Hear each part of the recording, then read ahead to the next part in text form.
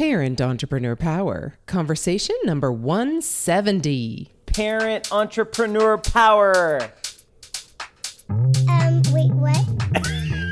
Entrepreneur Power! This is the podcast for parents juggling the tough choices required for success in business while putting family first. Hi, I'm Mary Catherine Johnson, and I share the ups and downs and dirty truths of profits and potty training while chatting with successful parent entrepreneurs from all walks of life. Are you powered up?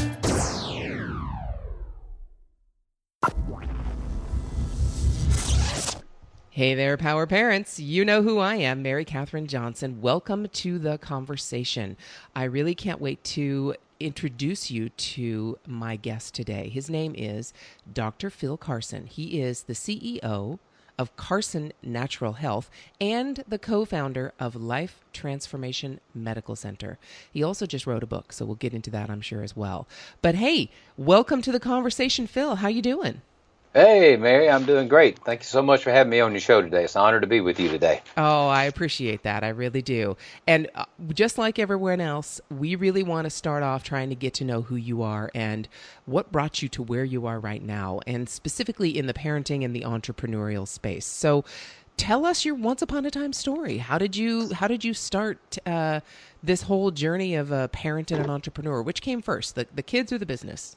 The kids came first when my wife and I got married in 1984. I was still in school. Finished up school in 1985. Went to work for a big pharmacy chain operation, and that lasted a couple years before I was burnt out and ready to quit pharmacy and do something else. And at that time, I went to work for someone else, but. That same year, we had our first child as well, and first of five. I have 5 children, 2 boys and 3 girls, and so I started out as a parent before I became an entrepreneur. Of course, I worked for somebody else for quite a few years.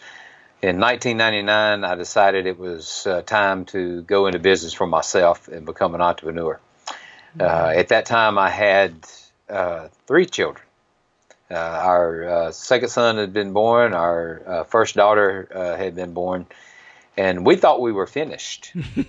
We thought 3 was it. We were done at 3, but God had other plans for us, and I guess a year after, let's see, was it a year? I think it was maybe, trying to think exactly when it was.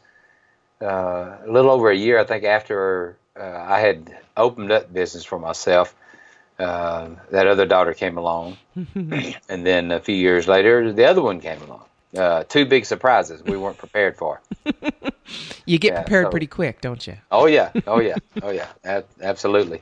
But that's when my entrepreneurial journey began back in 1999, and it's progressed from there. Had a lot of ups and downs, and failures. In 2008, 2009, I became a casualty of the economy. At that time, when we had the downturn, I ended up losing everything I had but my house and had to start all over again. And so I've been on both sides of it, entrepreneurial-wise, with great success and great failure. But it's been a journey. But I wouldn't trade it for anything. All the things I've learned. A lot of people say, failure's tough, and it is. But the things I learned through that are invaluable to me now. I agree 100%, and I'm right there with you. I had the same situation, lost everything, went into debt. It was not a fun time, and then came back on the other side of it, because the sun rises again tomorrow. So I might as well get up and put myself through this one more time, right? That's right. That's right. Or otherwise, there's no other choice as far as I'm concerned. That's right. So let me ask you something. One of the things that I learned about myself in that time was that I really identified with my business. Okay, so the success of my business basically was I wore that success as my success, so that if it failed, then I wore it as my failure. Yep. And I identified with that for way too long, far, far too long. I was down in that depths of failure, and I hung on to it and wore it. Did you experience that, or were you able to just bounce right off of it and fluff it off and move on? Oh no, I wish I could say I wish I could say I did, but no, absolutely not. It was devastating to me, and I went through some struggles there for a while, processing all of it and beating myself up for that failure, because I blame myself for a lot of it, and I was the blame. Yeah, rightly so for me too. Yeah. A lot of it. And I tell you, one of the greatest mistakes that I made as an entrepreneur, and so many others do as well, was that I thought I was Superman. I thought I could do it all. I thought I didn't really need any help.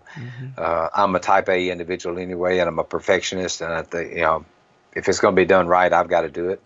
That was a wrong attitude, a wrong mentality. And I learned, through the process, and I learned even before I lost everything, to begin to shift away from that and begin to delegate things more and allow people to start doing things for me. But that's something that I wished I had have learned, or wish I had have applied in my life and business way before I did. Yeah. The failure may still have happened, but the struggle would have been a lot easier, I think. But trying to be that Superman, trying to take on everything myself, and not allowing people to help me, not allowing people to do other jobs that I shouldn't have been spending time doing. I spent a lot of unnecessary hours doing things that somebody else could have done for me. Oh my goodness, you are preaching to the choir, sir. That's for sure. Because I had the exact same situation and the exact same lesson. Exactly. I look back, and of course we can always look, that wonderful hindsight and is totally crystal clear. But if I hadn't done that, I would not know that lesson so deeply. And my personality would be that I would probably slip back into that superwoman, cape and wear it occasionally if I thought maybe money was getting tight, or if I my difficulty was I was faced with, every time I'm faced with my next leap forward, okay, my next step up the rung I've got to take, and next income level, next systems level, all those things for my business, I could easily slip back into that superwoman role much easier because it's more comfortable. And especially during a time like that, when you're going to take the next leap and you're not quite sure where you're going because you've never been there before. My tendency is to just go back in my comfort zone, go back into what I know, instead of make myself stretch.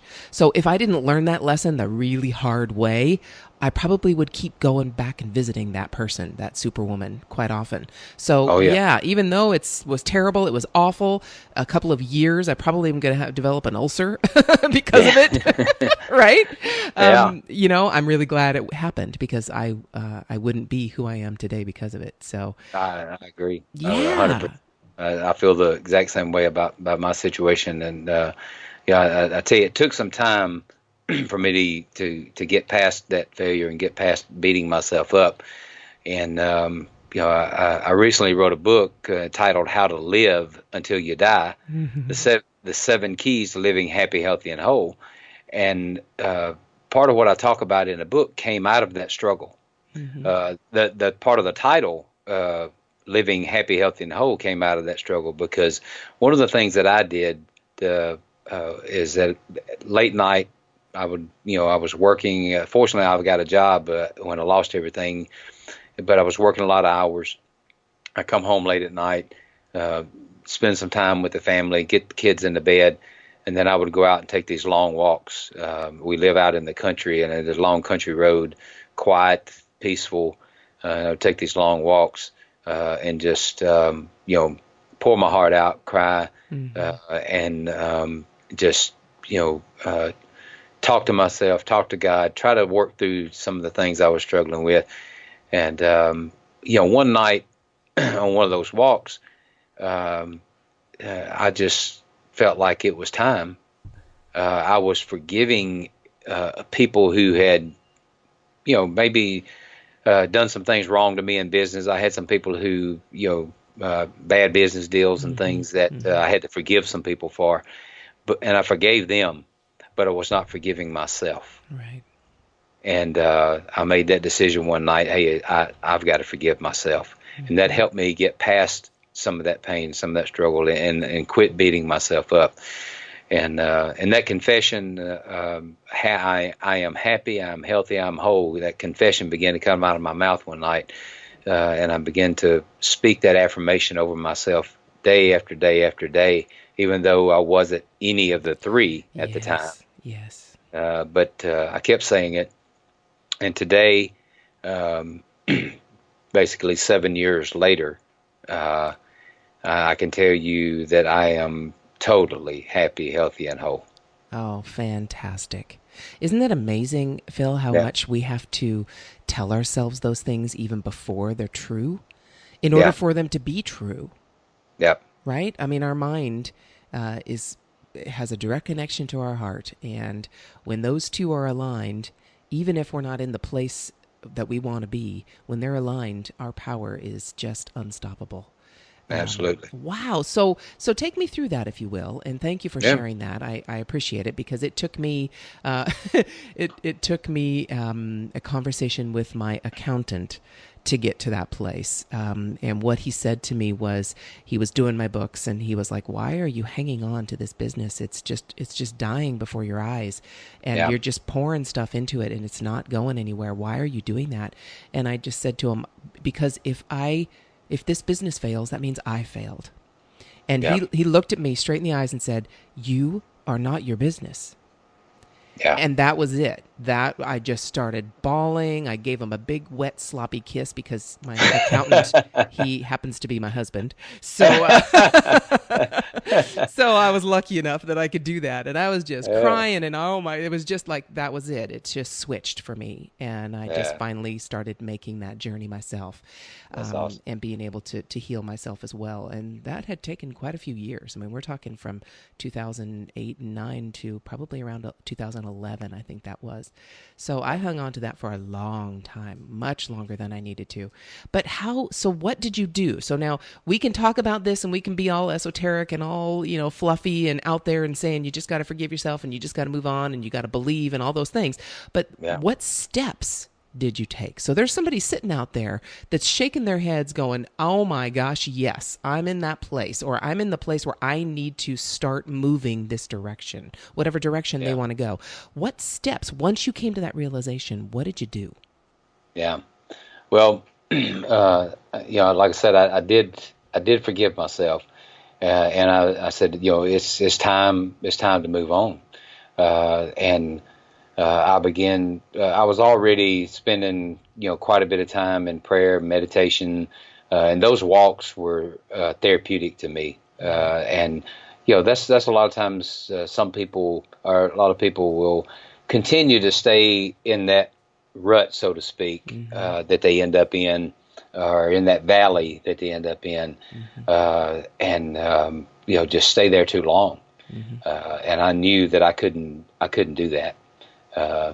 So taking those daily walks, spending time in prayer, meditation, and also I was traveling quite a bit. I was in my vehicle a lot, and I started listening to CDs. I started listening to podcasts, and different teachers and speakers and entrepreneurs that maybe had been where I'd been, or had similar type situations and problems, and actually I was learning as I was driving, learning these things, and being encouraged went through Dave Ramsey's program and Financial Peace University, and that helped tremendously, and got a lot of encouragement there. And through that, learned about a man named Dan Miller, the I had author a of feeling 48 Days to the Work You Love. You know Dan Miller. You probably know Aaron Walker. Oh yeah, Yes, I hear you. I hear you. yeah, and it's kind of a connecting story where just one connection led to another connection to another connection, and I ended up meeting Dan Miller. I actually ended up going to his house and having dinner with him and his wife, my wife and I, and spending a day with them. And we just made an instant connection, and learned that Dan had had similar situation several years before I did, and it was amazing. And now Dan and I are good friends. I'm in the mastermind of his, and Aaron Walker and I are good friends because Aaron's in the mastermind. So just one connection to another connection, and Aaron and Dan both have been very instrumental in helping me and recovering from my loss 7 years ago. Yes. And getting me back to where I am today, of being successful in business again as an entrepreneur. Yes. So what I hear you saying, Phil, is that once you finally, all the way up through that, when you were beating yourself up, and we're in that valley like you describe, we're alone, right? We're in our own heads. We're not really in a community. We're not talking to anybody about it because we're ashamed of ourselves for it. That's right. Yeah. That's so right. we're all in this valley by ourselves, and we are consumed with our own thoughts. Yep. And I work. One of the things that I work through is anxiety and those kinds of feelings, and it can't exist. That kind of anxiety, that kind of feeling, can't exist in the presence of others, because nobody else would tolerate us talking to ourselves the way we do in our own heads, right? That's right. Nobody else would tolerate that. They would stop us and go, "What the heck are you saying to yourself? Stop that. That is not true." And they would stop us. So I think what I hear you saying is the steps you took to get yourself out of that valley, that deep, deep valley, was to surround yourself with other people, to start looking to other people and get out of your own head and start looking to other people to grow. And not just, you start with thinking, okay, and listening, but then you actually start with networking and interacting and communicating with others. And boy, you picked a couple pretty good ones. Yeah. Good for you. Good for you, because those two are amazing. I have to tell you quickly on a side note that during our conversation now, I was supposed to be interviewing Aaron again for the second time. He's already been on this show before, but I was supposed to be interviewing him for the second time, but he threw his back out. He's not feeling well apparently, so so we have to reschedule it. But so it was going to be interesting to be able to talk to you, and then right after our chat, be able to talk right to Aaron again, because I can't wait to do that. I just love that guy. He's a sweetheart. So I'm really excited that we're able to connect in that way as well. But wouldn't you agree that it really, once we get out of our own heads and actually get out into the world and communicate with others, it kind of clears that junk away a bit, doesn't it? It does. Yeah. And it makes a difference. And that's something that was a struggle for me to do as well in my own community, was to get back out and get in, or actually to stay involved in some of the things I was involved in. Now, one of the things as a parent, what I've always done with my kids, and that started when they got old enough to start playing sports, I became their coach. And that's one of the ways that as an entrepreneur, I was busy, I was working all the time, but that was one of the ways that I could spend time with them, because they love playing sports. My boys especially, and then when my girls got enough, they began to play as well. And we were a big soccer family. Now, my boys played every sport they could up until a certain age, and then they began to focus on soccer. But my way of working, way of spending a lot of family time with them was to be their coach. Right. So I started coaching every team that they were playing on. Either was a head coach or assistant coach, and I was there with them all the time, spending that time with each one of them. At one point, I had all my kids playing soccer, all 5 of them, and I was coaching 3 teams at one time. Oh my!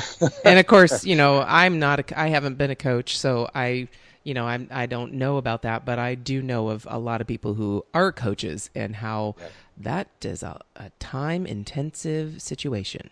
Yeah. But, wow. Oh my But goodness. it was a great time to get away, to be away from work, to be able to interact with my kids and other kids as well. Yes. So I was able to not just pour into my own kids, but to pour into other kids as well. And it was very rewarding. I enjoyed every minute of it. And when my youngest daughter came to us one day and said, "I'm done. I don't want to play anymore," it broke my heart. Isn't that well, one of the days she's going to grow up and leave home, right? And then, that at least was hopefully getting you ready for that to happen. Because I guess so. Yeah, because that's one of the first hurdles when they start going a different direction than we think they should go. So, wow. Well, thank you so much for being so transparent and honest with that, and to sharing that. And like I say, we. The similarities are pretty profound of the experiences that we've had. So let's take the next step then. Let's get out of this this deep, Grand Canyon-like valley that we've visited here for a little bit, and get up to where the sun is shining. And as Aaron says, we got a view from the top. So so you took those steps. You introduced yourself, or you got into the orbit of these other people who basically helped guide you. And I love, this is such a common theme for anything you're going through. So power parents, please listen to this. If you're going through some tough times right now, your business isn't where you want it to be, your family isn't where you want it to be, whatever's happening that's difficult for you, there are people that have been where you are, and they can show you a possible path out. And they can't, however, if you don't open yourself up to them.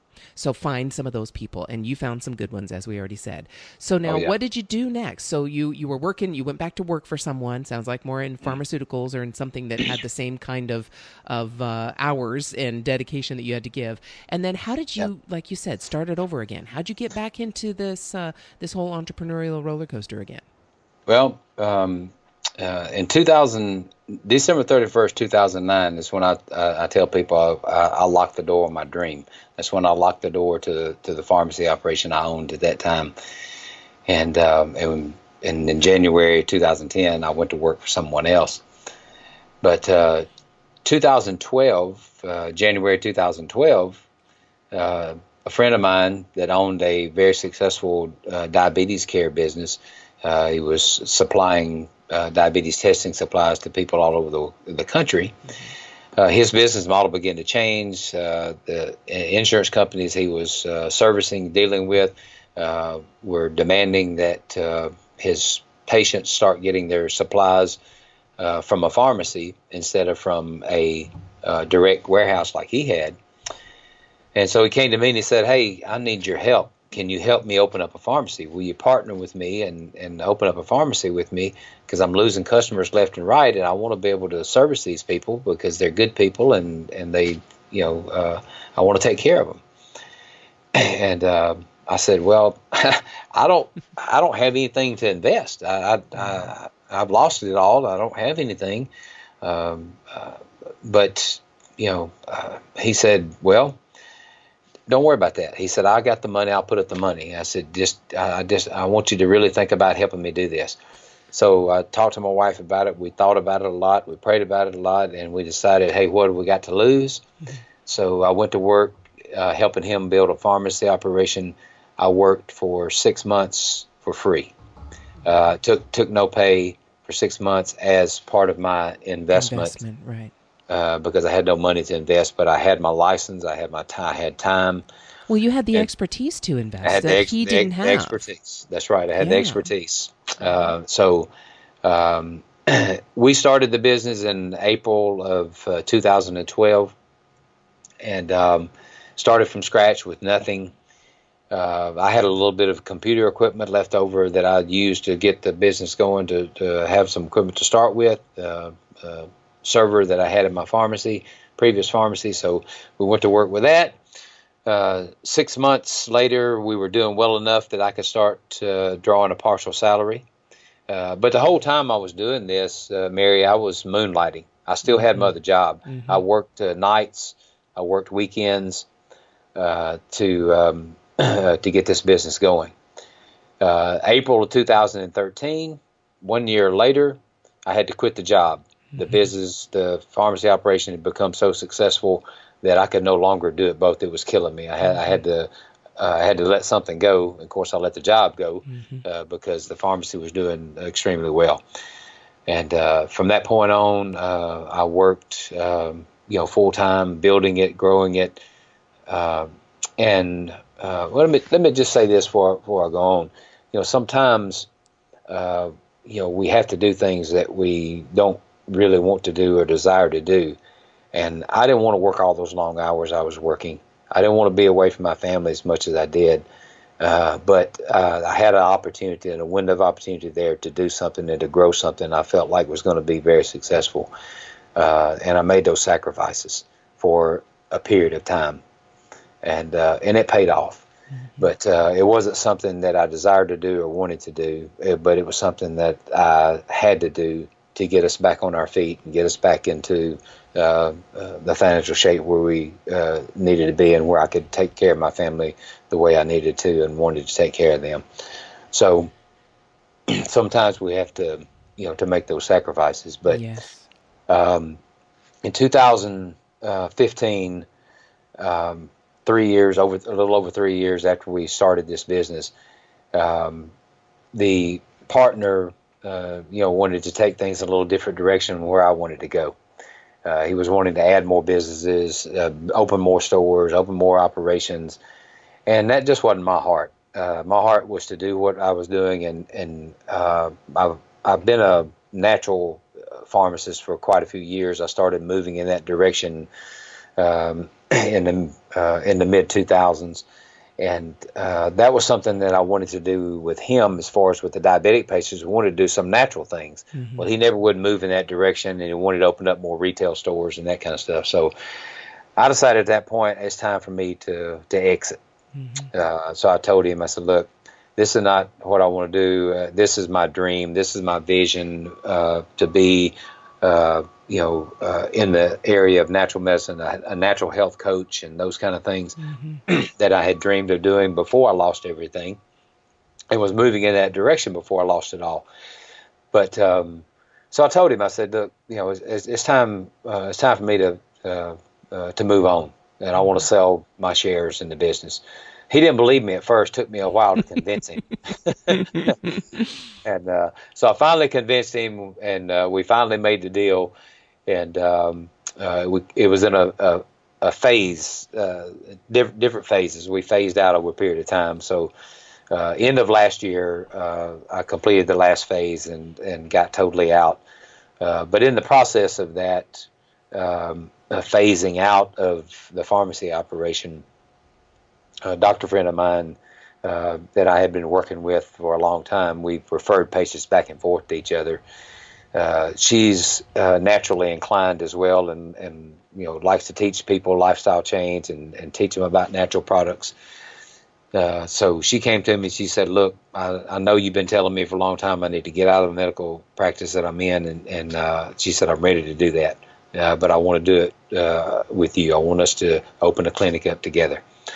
And so we did. A year ago today, exactly, we Wow. opened the Life Transformation Medical Center.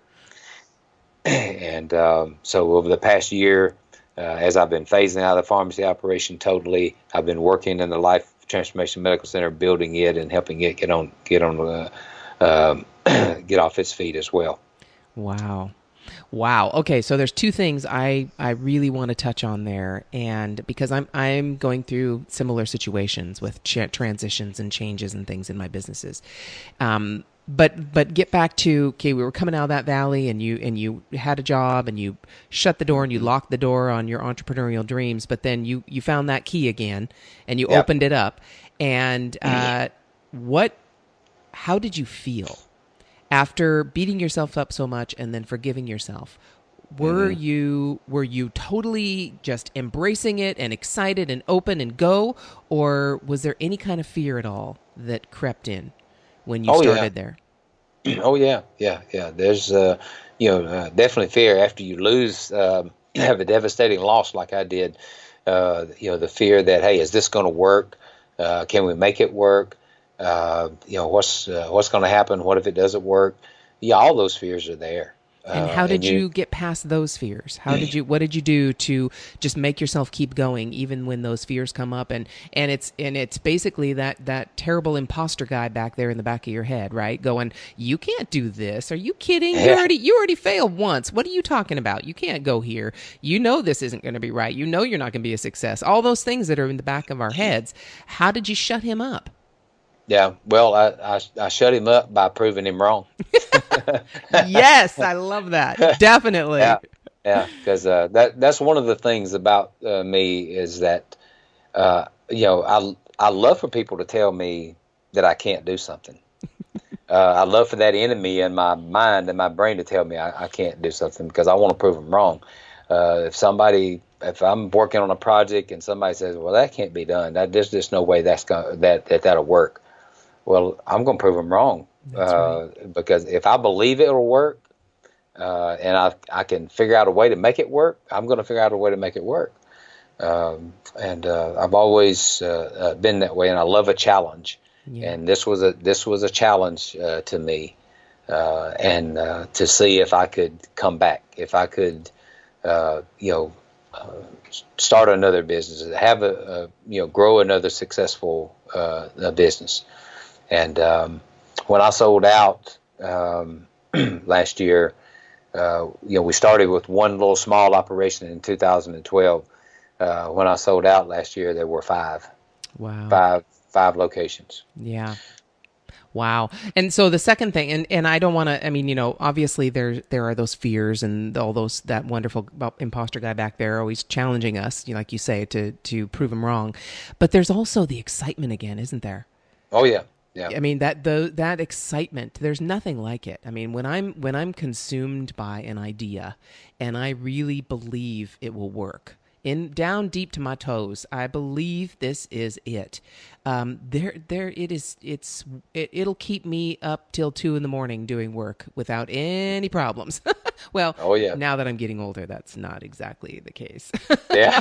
I don't usually stay up till 2 a.m. anymore, like I did when I was in my early 30s. But Oh yeah. but I definitely it consumes me and it gets me very excited. So even though we have the negative there, that excitement way overshadows that negative guy in there because we can see, because we've been there before, right?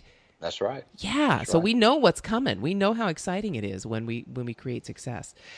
So then the second thing I wanted to touch on with what you said was, you said you made some sacrifices, and Yeah. lots of people bring up that word balance and they think, oh, I'm trying to balance it all and I'm trying to be in balance and all that. But really that's kind of bull to me, Yeah. because we really have to make choices. And Yeah. when you could see that the sacrifices or the choices you had to make to work those long hours when you went to work at a job and then you came home and had to work for free on this business, and your family kind of had to just kind of sit there and realize and trust and believe that you'd be back soon. Yeah. Right? Yeah. And That's right. sometimes we have to make those choices. Sometimes we have to make the choices that, right now my business, I have to pour on the heat. I have to do this. And if you've invested enough in your family so that they know that this is not your norm, right? Your MO, your mode of Yeah. operations all the time, they know you'll come back. They know you'll be there. And if you've invested, if you haven't invested, you're going to have all kinds of acting out and issues that you don't want to face, but you better face those. But then the next time you'll be able to go and invest in, and then switch that choice and go off for a month with your family, and the Yeah. business will be fine, right? Yeah. Isn't That's that right. the way it is? I mean, that's kind of what I heard you saying, that you had to sacrifice, and you didn't want to sacrifice, but to be honest, that's the way life is sometimes. It's Yep. not always an even keel, and we know that more than anybody sometimes. Oh yeah. So is that kind of the way you look at it now, even though you kind of looked at it, the way you described it was kind of like you felt bad about doing it. Yeah. Yeah. Yeah. That's exactly right. And that's one of the things that our mutual friend Aaron Walker talked to me about when I was going through some of those times and those struggles of long hours. And he said, sometimes you just have to do it. You just that it's a season. Just to look at it that way, it's you're in a season. It's a season of life, and seasons pass. That's right. So if there's anybody out there listening, maybe they're in a season right now that they don't want to be in. Maybe it's wintertime, and they're ready for spring. They're ready for something new, something different. Well, it's coming, and so that season, we go through seasons of life with business. With family, with different things that happen in our lives, but it will pass. Definitely. Well, I got to say, Phil, we've talked a lot about business and the journey and the actual journey part of this. But I really, I know we don't have a huge amount of time, so I don't want to delve too deeply into this, but I would love to have you come back on and talk specifically about natural health and about life transformation. We can touch on it a little bit now, but I know we want to get deeper, because just to give you an idea, my background, I have a degree in nutrition and food science from UC Berkeley. So, oh wow, and I got that degree back in 1989. I'm dating myself now. But yeah, 1989 was when I graduated with that. And at that time, I was going to actually go to medical school. And I wanted to specifically study preventive medicine. Yeah. And at the time, in 1989, that wasn't that long ago, but still, there was only one medical residency and one medical school in the entire country, only one medical school that actually required one semester of nutrition of their medical students. The rest of them, it was an elective. They didn't even have to take it. Yep. So, and there were no residencies for preventive medicine and nutrition for medical students. So, many other decisions came in, many other factors in the decision to not actually follow. And I had signed up for the MCATs. I had done everything to get ready, and I just blew out $800 of that that application fee. But I just stopped and turned another direction. So we could talk a lot about the Natural Health and the Life Transformation Medical Center, and I really do want to do that. But I also want to talk about your book too, because that I think has brought us full circle in all these lessons that you're learning, that you've shared with us, have culminated into your current business and your current businesses. And it sounds like you said, a coach. And so you probably do courses and coaching with people, in addition to the medical center. So tell me about those different segments of your businesses and your book. Okay. Well, I have online business. Before I opened the Life Transformation Medical Center, I had Carson Natural Health. I still have Carson Natural Health, where it's online business that I've had, where I've got a lot of natural health supplements that a lot of people that I've worked with over the years take.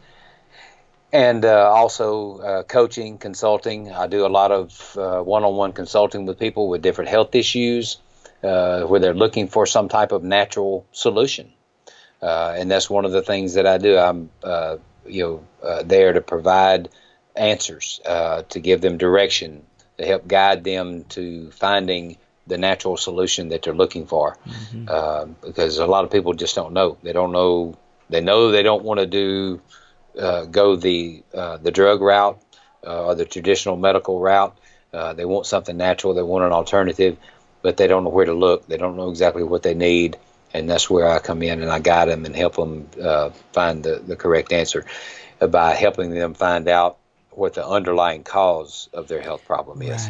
Right. Not just masking it with a drug. Yeah. Exactly. Exactly. And that's the whole premise of my coaching consulting business is to help that person find that underlying cause of whatever health issue they're dealing with, and treat the cause and not the symptoms. And that's the traditional medical model is basically set up to diagnose and treat symptoms. And what we're practicing here at the Life Transformation Medical Center now is what's called functional medicine. And that's what functional medicine does, exactly what I just said. It helps people get that underlying cause of their health problem. So Dr. Washington and I work together to do that. And as, she still sees a lot of patients she was seeing from her previous practice that have all kinds of health issues and using traditional medicine to help with those. But we have people coming all the time that are looking for that natural solution, and we're here to help in doing that. So these two operations, kind of work together, work hand in hand. She brings her level of expertise, I bring my level of expertise, and we work well together in helping people find those answers and solutions they're looking for. Definitely. Wow. Fantastic. And then, so now tell me about how the book relates to that, because it sounds like the book culminates your journey from where you were before to where you are now. Yeah. Well, the book, How to Live Until You Die, The 7 Keys to Living Happy, Healthy, and Whole is the title. And those 7 keys and that happy, healthy, and whole that I talked about a little bit ago came out of those late night walks I would have, and the ideas and the thoughts and a lot of my stories in the book.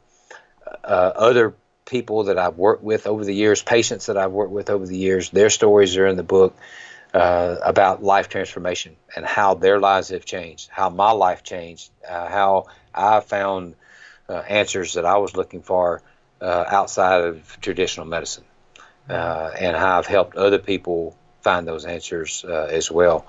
And the 7 keys that I write about in the book are 7 keys that I have taught people for some time now of ways that they can live on a day-to-day basis to improve their lives all the way around, body, soul, and spirit. Not just the body, not just the physical, but the soul and the spirit as well. And I believe that we're 3-part beings, and we've got to take care of all 3. We've got a body, we've got a soul, we've got a spirit, and they all 3 work together for total health. And as long as we're not neglecting one of those 3, we're taking care of all 3, I believe we can be totally healthy and live a vibrant and healthy life. Yes. Wow, fantastic. So yes, they all relate. That's what I see, a very similar journey. Each step we take, each roadblock that we find a way around, each time that we reach the top of a peak that we've been trying to summit, and then we go down the other side and look for the next peak. I mean, this is life, right? Right. It really, everything we do culminates into where we are right now, and to really be able to stop and look around and be present with where we are right now. If we turned around and looked back, we should pretty much pat ourselves on the back for what we've been able to get through, right? Yeah. And that sounds like you put all of that into this book. Mm-hmm. And before we started recording, you talked about stress relief, and you have a way to help people relieve stress, right? That's right. And the stress is something that's talked about in my book as well. But I have a guide that I give away to people. It's the 7 tips to stress relief. And these are things that I've incorporated into my own life that have helped me in dealing with the stress of being an entrepreneur, being a parent entrepreneur, of the business ups and downs, all the daily stresses in our lives. We can't get away from stress. It's just part of the world we live in today. But as I tell my patients all the time, you've got to stop letting the stress manage you, and you've got to manage the stress. Definitely. And these seven tips that I have can help a person do exactly that. Just different techniques, exercises, things that can be done to help relieve the effects of that stress. Got it. Fantastic. And you are offering them to the power parents out there, right? Exactly right. Woohoo! If they could go to carsonnatural.com/powerparents and get that guide absolutely free. Fantastic. All right, power parents. You know, we've talked about not necessarily just the word stress, but trying to deal with all the things we have to deal with. And we've talked about meditation.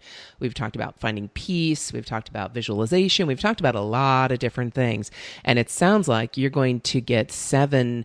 Maybe some of the things that we've talked about are in those 7, but it sounds like you're going to get a lot more. So if you're looking for ways on a daily basis to be able to manage your stress rather than the other way around, I would definitely suggest you go do that. It's free. No, you don't need to give me anything. You don't need to do anything for me.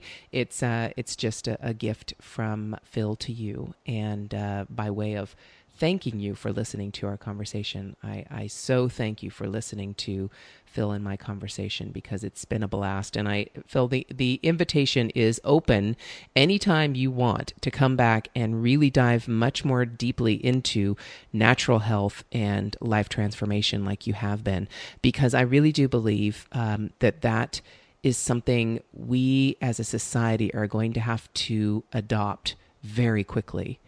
Yep. I'm very concerned with the quality of our food supply, and because it's gone down drastically since World War II.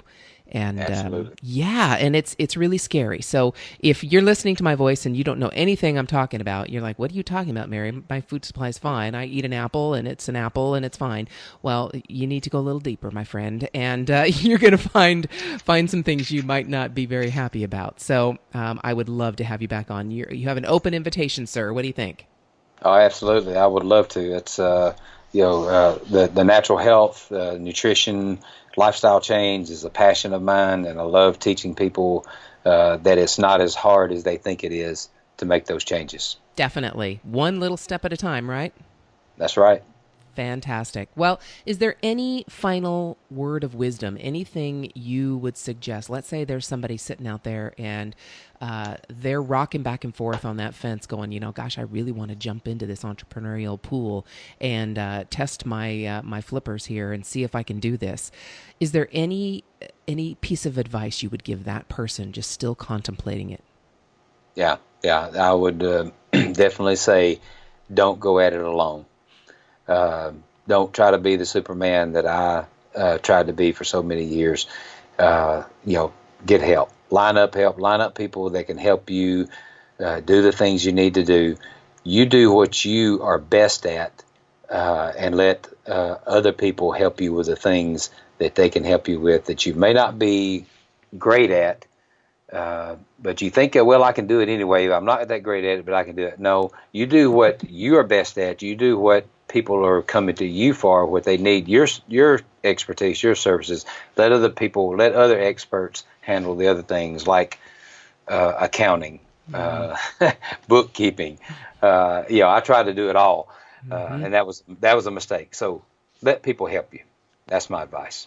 Fantastic. Thank you so much for spending this time with me, Phil. I really, really do appreciate it. I'm so glad we found some mutual connections there, and I'm really glad that we were able to talk about a shared journey we've gone on in a very similar path, almost like 2 railroad tracks, right? Going right alongside each other. We've pretty much experienced a lot of the same things. So I thank you so much. Thank you, Mary. It's been a pleasure and an honor to be with you today. Thank you so much. To get powered up for your day, just go to parententrepreneur.power.com and listen to any one of the over 100 episodes we've had so far with amazing entrepreneurs just like you. It might just help you feel like a grown-up again.